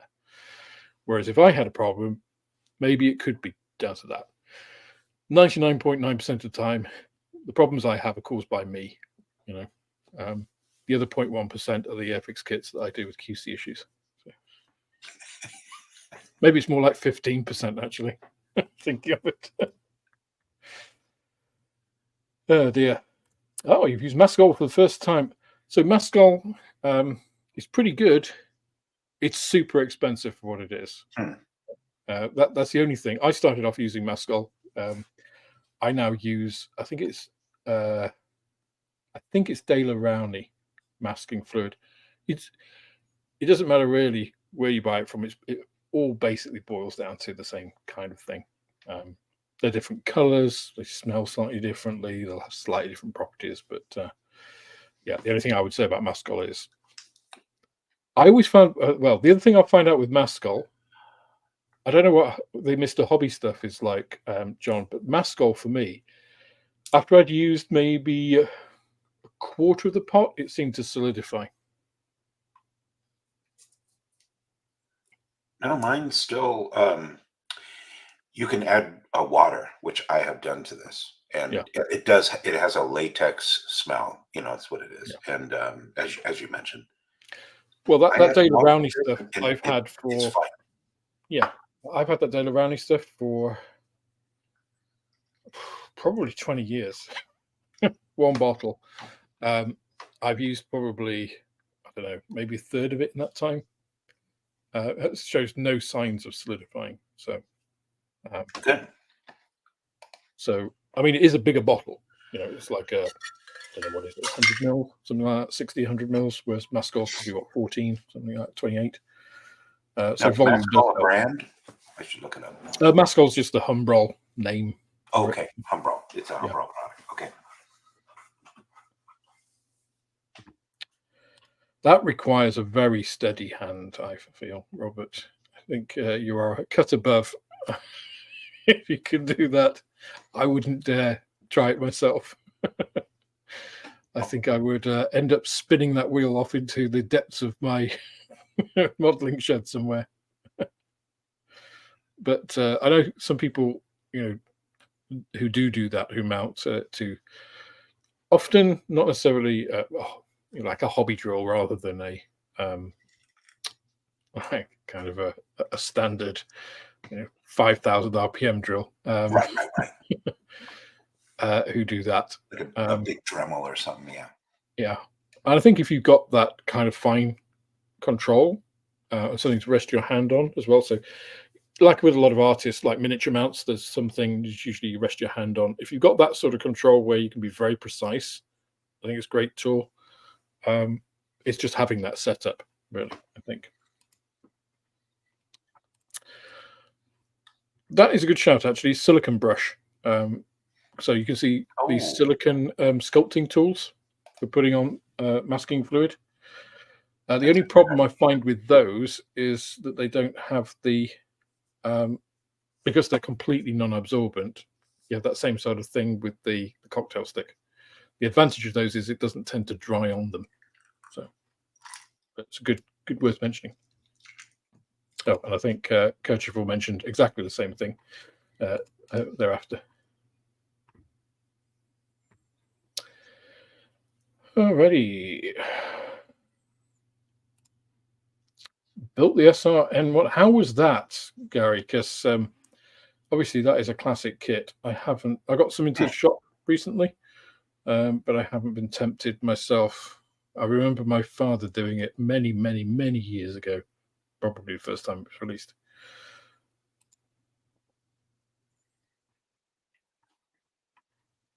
That's also not a bad shout. So again, that kind of goes with the whole theme we've talked about. We're getting your mojo back, of breaking the cycle of what you normally do. And figure painting is it uses a very different set of skills than normal modeling. So as this chap can attest to, especially when you get to larger scales, smaller scales, you can do most of you won't be able to see any of the detail on that because he's white. And but if I turn him around that way, you can see he's under shaded. Okay, yeah. Because it's a white and he's sitting in a tub. So white is also a horrible color to try and shade because it's not a color, of course. So introducing anything, can look odd if you don't get it right. So yeah, it's a very different set of skills. So that is a good shout.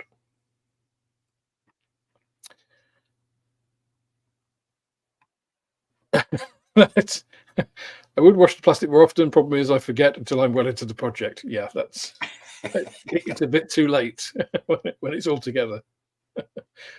It's not something to worry about. I don't think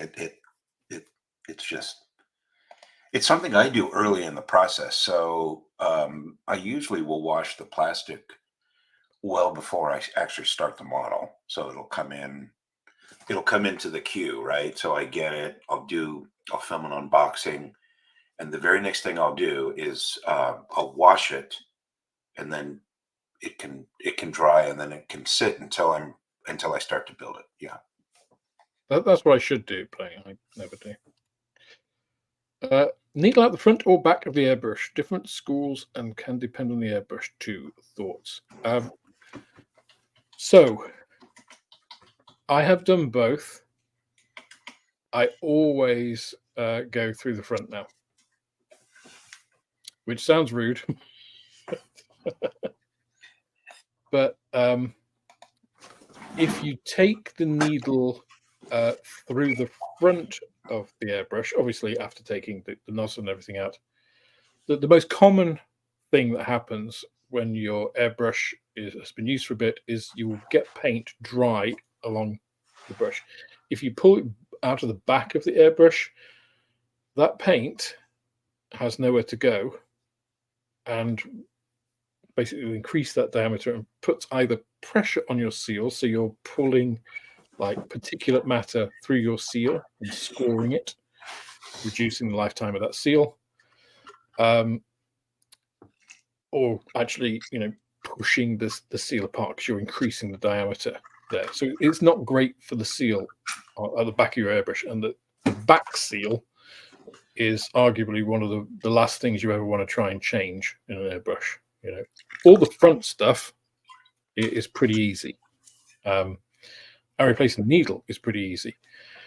You don't want to mess, really, if you can, with that back seal on the airbrush, because once that back seal is, and I've never had an airbrush with that back seal that's actually broken, and thank God, because I wouldn't want to try and have to deal with that.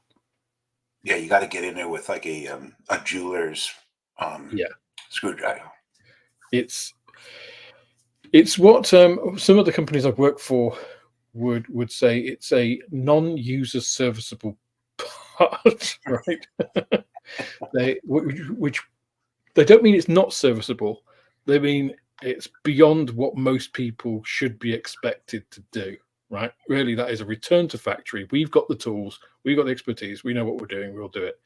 So yeah, if you take it out the front, the only, you're getting clean airbrush needle through that.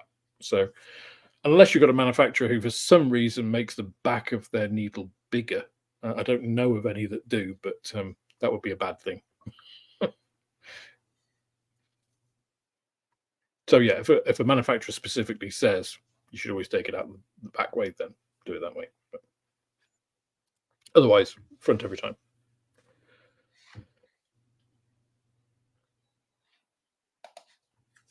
Yes, and put them in. So the flow of the needle should be the same way your paint flows, the air flows. All the flow of your airbrush should be from the back to the front. That's the way to think of it. Okay, I'm still behind with comments. Apologies, guys.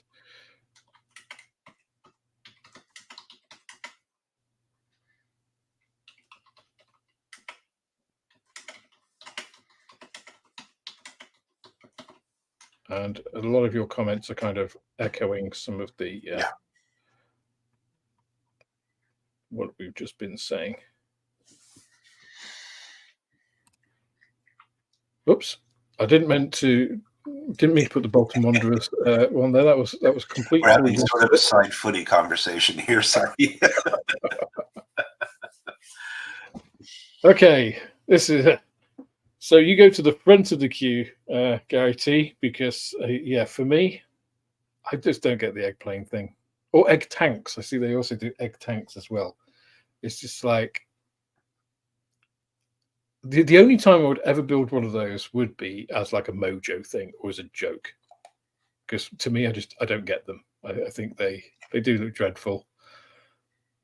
So yeah, that for me is one type of model that I wouldn't choose to build unless it was for a joke. So I'm now thinking about it. Now I did the Airfix paper plane unboxing. I'm thinking I have to do something next April Fool's, right? So so maybe you'll see one day. Well, what about you, John? What's your antithesis in modeling?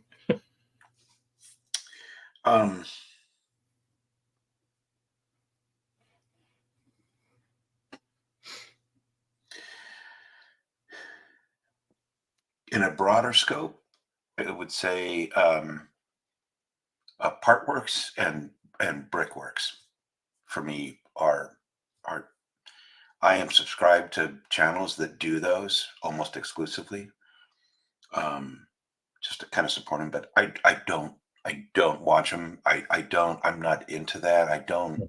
That whole Partworks thing is as and for me, the lowest would probably be the bricks. And I know people love them. People are really into them. I'm just too OCD. I when I see like Lego creation and brickworks and stuff, and I'm like, that just looks like crap. I mean, it just doesn't. It doesn't. That's not whatever. But that's just me. So yeah, that's one thing you'll never see me do is brickworks. Yeah. Yeah, I've done a couple of those actually. I did the, but those were like for a company, right? They were basically, would you feature this on your channel for a free one? It's like, yeah, provided I can give it away. It's right. I'm open to that. So I did that, and I also did a submarine, which I've not published because the whole what do you do? The Ocean Gate thing happened. It was just like they were just like, perhaps you shouldn't do the submarine until till that's kind of blown over, So Ocean Gate, yeah. I should. The I mean, unplugged thing, yeah. it's a nuclear submarine, but they just felt. The thing is huge. It's like well, probably 60 centimeters long, so like 20 inches, something. Couple feet, yeah. Yeah. I mean, it's heavy as well. You could use it as a club.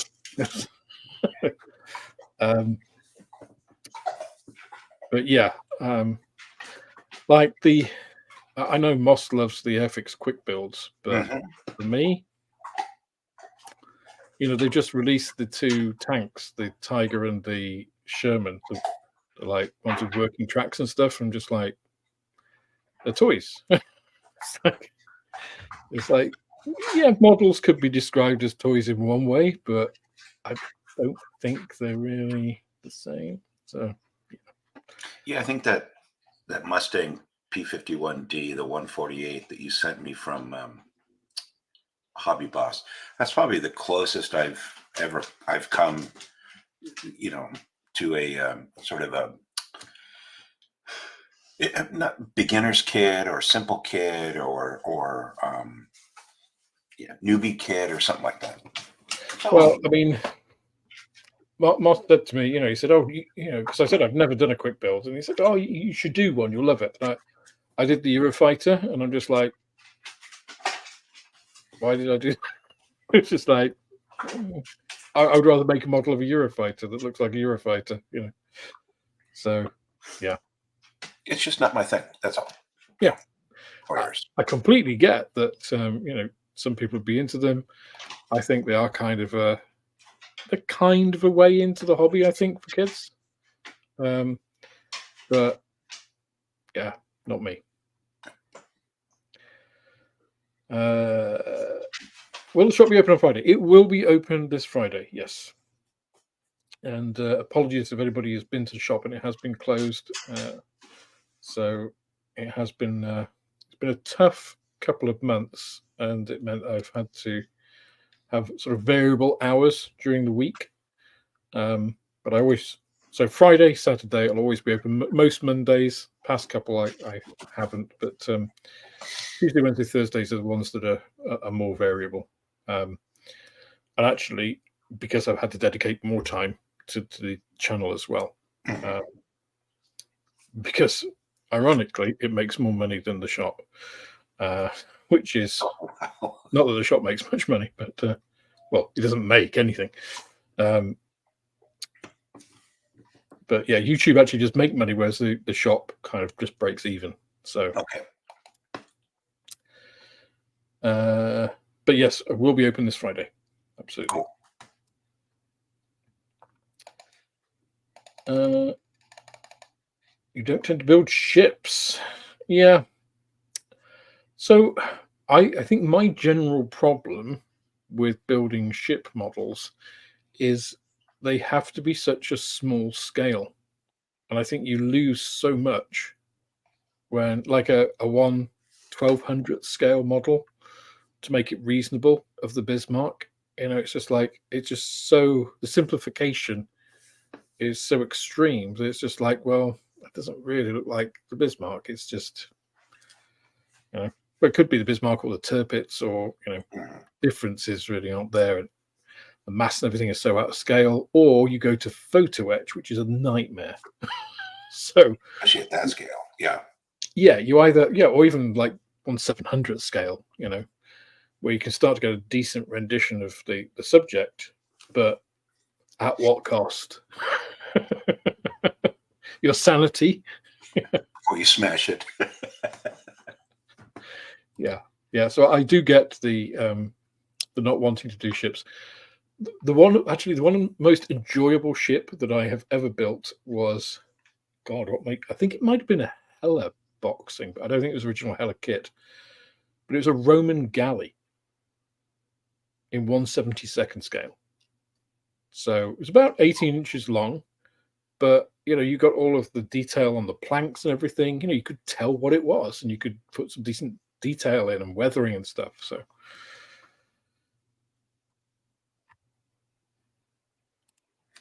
Yeah, I kind of get that as well. You know, quick builds. It's just like, yeah, to me, it's like I know that the end result is kind of doesn't have all of those Lego bumps and stuff, but it also that's all you can build with it, right? Whereas Lego, to me, part of the what I used to love about Lego as a kid, and what I loved with like building stuff with my kids when I had them, was the creativity. You know, you could build anything.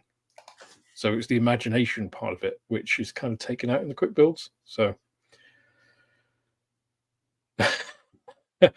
okay, so this is a controversial statement from Dave. Only Hasegawa do egg planes. Other brands make cartoon kits.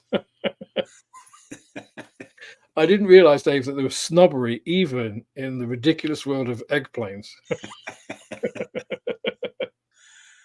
Yeah, like Mang, they're so cartoonish, right? You know, but yeah, I guess that is technically true. Hasegawa do the egg planes, and the rest are And it actually is. The scale is 1 to egg, isn't it? yeah. They put it on, which is, in fact, I even think a pretty that big egg, maybe a kestrel egg or something, or I don't know. Yeah, goose egg. Yeah. A buzzard egg. Yeah. Because I think in Scalemates, it's actually a scale you can select. Ridiculously. Yeah, it is. One to egg scale. Although, apparently, so I'll just share this if I can Cool. get it there. There we go. So 1 to egg. No way. 429 different kits. Look at that. AFV Club. AFV Club do a. Oh my god. Yeah, there's a lot of people that are into them, and they enjoy doing them. You know, I think there's at least one, if not two, group builds a year, just in the folks I subscribe to. Yeah, so is that deliberate? Oh, all right. the F-CK.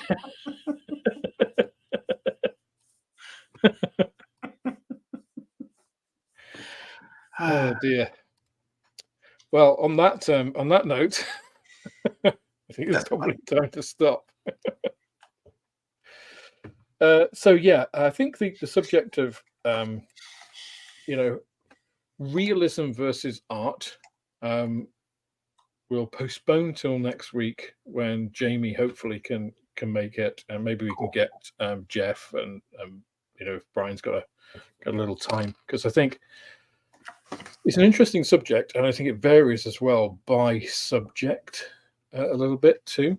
So I'd be interested, for instance, if Brian does manage to make it, what his take is with cars, for instance, because it's a little bit different making a car, I feel, than making maybe Tiger One or something. But I don't know. That's just my take. So, but thank you guys for. Dave's going to have the last word here. Look, do not underestimate the strength and influence of the eggplane lobby. So, I will take that risk. Say down with eggs, and end the stream on that controversial note. But thank you so much for joining. Thank you, John, for coming on. Thanks for having me. And have a great week, all of you. A great weekend when you get there. And see you on the next one. Cheers, guys.